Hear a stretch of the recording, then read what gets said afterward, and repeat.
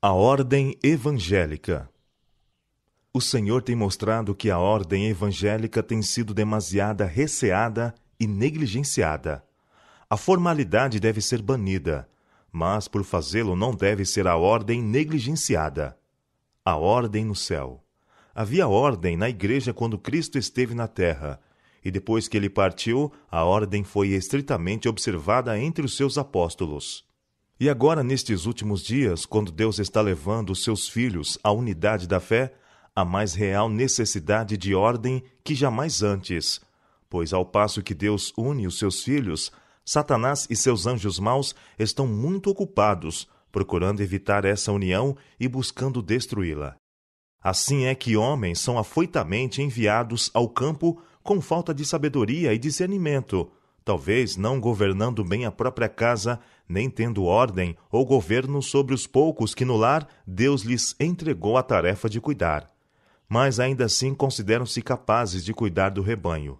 Fazem muitas mudanças errôneas, e os que não estão bem informados de nossa fé julgam que todos os mensageiros são como esses homens enviados de si mesmos. Assim é a causa de Deus exprobrada, e a verdade evitada por muitos incrédulos que de outro modo perguntariam, cândida e ansiosamente: são estas coisas assim? Homens de vida não santificada e não qualificados para ensinar a verdade presente entram no campo sem ser reconhecidos pela igreja ou pelos irmãos em geral. O resultado é confusão e desunião. Alguns possuem uma teoria da verdade e podem apresentar argumentos, mas há falta de espiritualidade, discernimento e experiência. Falham em muita coisa que lhes seria muito necessário compreender antes de poderem ensinar a verdade. Outros não têm argumento, mas porque uns poucos irmãos os ouvem orar bem e fazer uma excitante exortação de vez em quando, são mandados para o campo, a fim de se empenharem numa obra para a qual Deus não os tem qualificado e nem eles possuem suficiente experiência e discernimento. O orgulho espiritual se introduz. Eles se sentem exaltados e agem sob a enganosa presunção de que são obreiros. Eles não se conhecem a si mesmos. Faltam-lhes são juízo e paciente raciocínio. Falam de si mesmos, presumidamente, e afirmam muita coisa que não podem provar pela palavra. Deus sabe isto. Portanto, não chama tais pessoas para trabalhar nestes perigosos tempos. E os irmãos devem ter o cuidado de não remeter para o campo aqueles a quem Deus não chamou.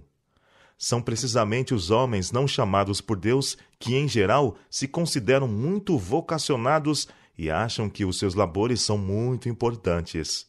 Vão para o campo e, em geral, não exercem boa influência.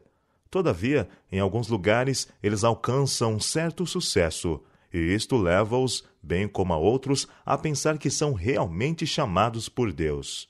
O fato de terem algum sucesso não é evidência positiva de que homens são chamados por Deus, pois os anjos estão agora atuando no coração dos honestos filhos de Deus, a fim de iluminar-lhes o entendimento quanto à verdade presente, para que se apeguem a ela e vivam.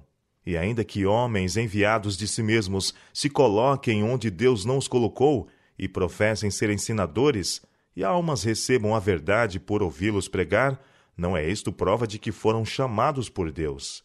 As almas que recebem a verdade por intermédio deles, recebem-na para serem levados à tribulação e servidão, ao verificarem mais tarde que esses homens não estavam firmes no conselho de Deus. Mesmo que sejam ímpios os homens que falam da verdade, alguns a recebem. Mas isto não leva os que falaram a maior favor de Deus. Ímpios são sempre ímpios, e segundo o engano praticado para com os que eram amados de Deus e a confusão levadas à igreja, terão a sua punição. Seus pecados não permanecerão cobertos, mas serão expostos no dia da ardente ira de Deus. Esses mensageiros enviados de moto próprio são uma maldição para a causa.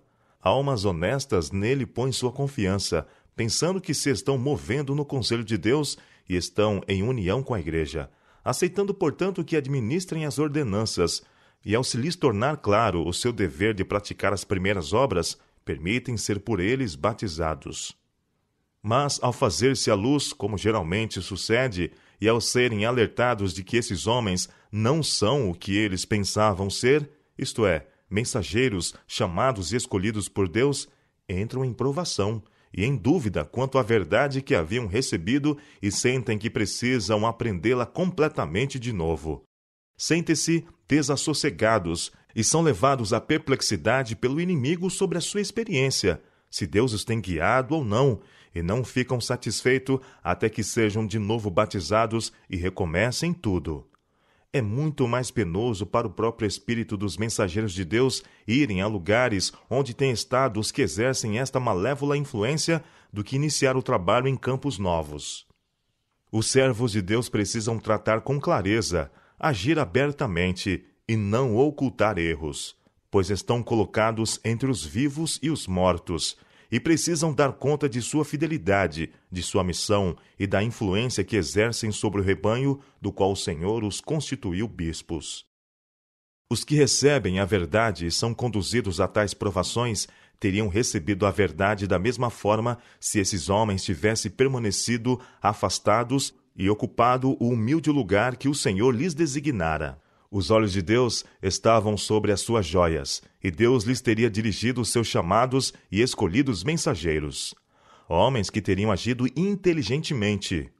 A luz da verdade teria mostrado e descoberto a essas almas a sua verdadeira posição, e teriam recebido a verdade com entendimento, ficando satisfeitos com sua beleza e clareza, e ao sentirem os seus poderosos efeitos e derramados santa influência. De novo foi-me mostrado o perigo desses viandantes a quem Deus não chamou. Mesmo que tenham algum sucesso, as qualificações que lhes faltam serão sentidas. Atitudes imprudentes serão tomadas, e pela falta de sabedoria, algumas almas preciosas serão conduzidas aonde jamais poderão ser alcançadas. Vi que a igreja devia sentir sua responsabilidade e vigiar cuidadosa e atentamente a vida, as qualificações e a conduta geral dos que professam ser ensinadores. Se não houver inequívoca evidência de que Deus os chamou, de que sobre eles está o ai, se não abraçarem o chamado, é dever da igreja agir e permitir seja sabido que essas pessoas não são reconhecidas como ensinadores pela igreja. Este é o único procedimento que a igreja pode adotar para estar livre nesta questão, pois o fardo está sobre ela. Vi que esta porta pela qual o inimigo entra para perturbar e levar à perplexidade o rebanho pode ser fechada. Indaguei do anjo como poderia ser ela fechada. Disse ele: a igreja precisa acorrer para a palavra de Deus e estabelecer-se na ordem evangélica, que tem sido subestimada e negligenciada. Isto é necessariamente indispensável para levar a igreja à unidade da fé. Vi que nos dias dos apóstolos, a igreja esteve em perigo de ser enganada e iludida por falsos mestres. Portanto, os irmãos escolheram homens que tinham dado boa demonstração de que eram capazes de governar bem a sua própria casa e preservar a ordem em sua própria família, e que podiam esclarecer os que estavam em trevas. Foi feita a indagação a Deus com respeito a esses, e então, em harmonia com a mente da igreja e o Espírito Santo, foram separados pela imposição das mãos. Havendo recebido sua comissão da parte de Deus e tendo a aprovação da igreja, saíram batizando no nome do Pai, do Filho e do Espírito Santo, e administrando as ordenanças da casa do Senhor, muitas vezes servindo os santos na apresentação do corpo partido e do sangue derramado do crucificado Salvador, a fim de conservar sempre na memória dos amados filhos de Deus os seus sofrimentos e morte. Vi que não estamos mais seguros contra os falsos ensinadores agora do que estavam eles nos dias dos apóstolos. E, se mais não fizermos, devemos tomar especiais medidas como eles o fizeram, a fim de garantir a paz, a harmonia e união do rebanho. Temos o seu exemplo e devemos segui-lo. Irmãos de experiência e de mente saudável devem congregar-se e, seguindo a palavra de Deus e sanção do Espírito Santo, devem, com fervente oração, impor as mãos sobre aqueles que tenham dado plena prova de que receberam o chamado de Deus, sendo então separados para se devotarem inteiramente à sua obra. Este ato mostraria a sanção da igreja à sua saída como mensageiros para levarem a mais solene mensagem já dada aos homens. Deus não confiará o cuidado do seu próprio rebanho a homens cuja mente e discernimento tenham sido enfraquecidos por erros anteriores que acariciavam, tais como os assim chamados perfeccionismo e espiritismo, e que por sua conduta quando nesses erros, infelicitaram-se a si mesmos e levaram opróbrio sobre a causa da verdade. Embora se sintam agora livres de erro e capacitados para ir e ensinar esta última mensagem, Deus não os aceitará.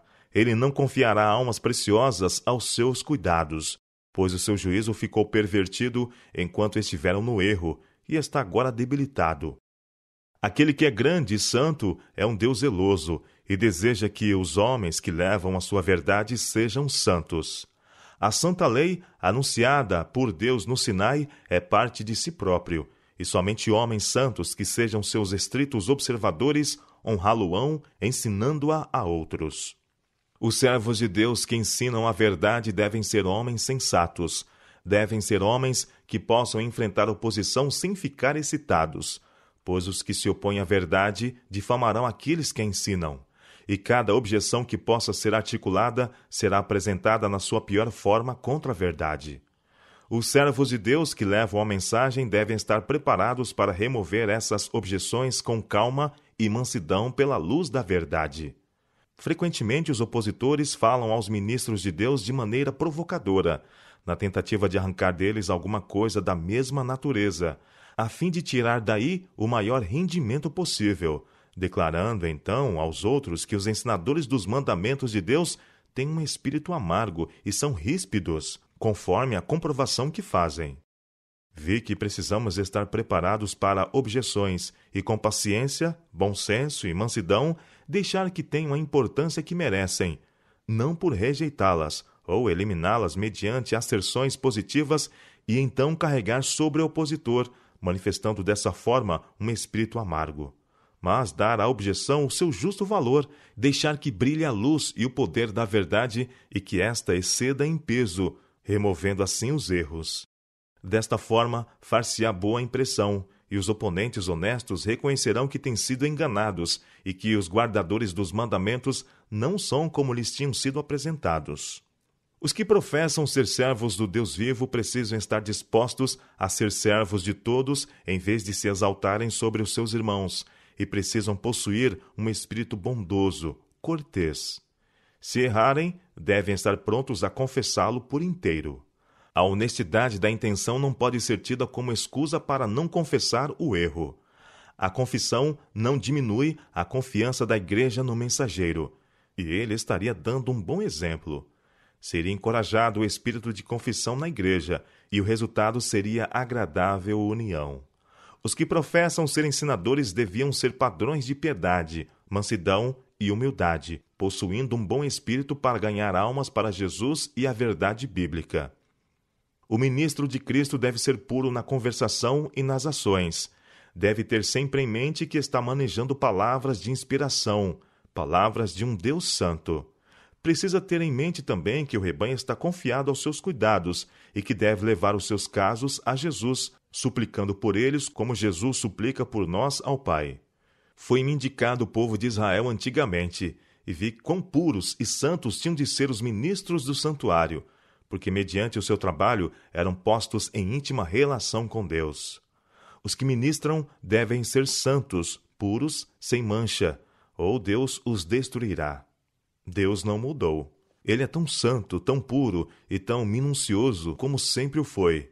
Os que professam ser ministros de Jesus devem ser homens de experiência e profunda piedade, e então, em todas as ocasiões e em todos os lugares, poderão derramar santa influência.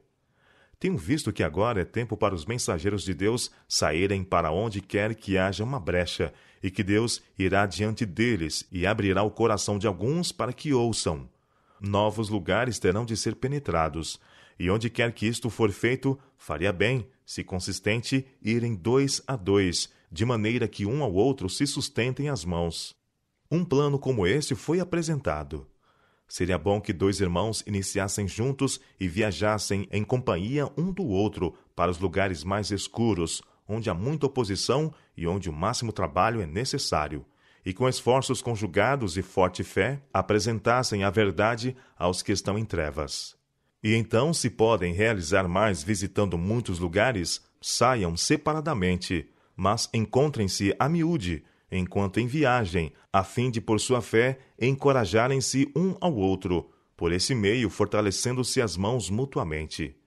Igualmente, consultem-se sobre os lugares abertos para si, e decidam qual de seus dons será o mais necessário, e de que maneira poderão ter mais sucesso em alcançar os corações. E ao separarem-se, então, sua coragem e energia estarão restauradas para enfrentar a oposição e as trevas e trabalhar com o coração tocado para salvar almas que perecem. Vi que os servos de Deus não devem ir sempre ao mesmo campo de trabalho, mas devem procurar almas em novos lugares. Os que já estão estabelecidos na verdade não devem exigir tanto do trabalho daqueles, mas devem ser capazes de permanecer sozinhos e fortalecer a outros ao seu redor, enquanto os mensageiros de Deus visitam lugares escuros e isolados, levando a verdade aos que não estão ainda esclarecidos quanto à verdade presente.